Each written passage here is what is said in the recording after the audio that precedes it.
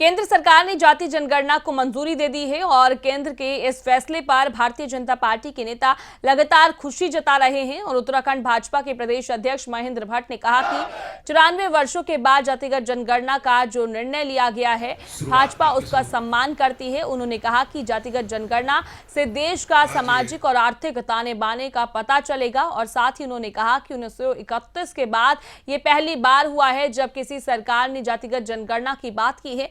जनगणना 2011 के बाद अब प्रस्तावित है और उस समय भी ओबीसी और दूसरी जातियों का आकलन सरकार के पास नहीं है, इसलिए यह जरूरी है। उन्होंने कहा कि कांग्रेस ने सत्ता में रहते हुए जातिगत जनगणना की बात नहीं की। जातिगत जनगणना का हम लोग एक प्रकार से, हम ही नहीं, पूरा भारतवर्ष लगभग आज़ादी के 94 साल के बाद देश के यशस्वी प्रधानमंत्री मोदी जी ने इस दिशा में कदम बढ़ाया है। जातियों के बारे में भिन्न प्रकार के तर्क आते हैं।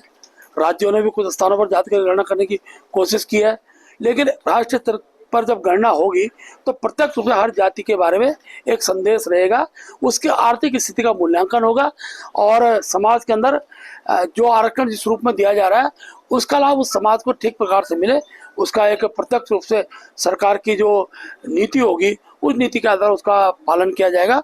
हम प्रधानमंत्री जी मोदी जी द्वारा जातिगत जनगणना की घोषणा की गई है, हम उसका स्वागत करते हैं, इस उम्मीद के साथ कि देश के समसामयिक जो विषय रहते हैं, देश के अंदर जो समानता का जो भाव है, इस गणना के बाद उस भाव को और बल मिलेगा।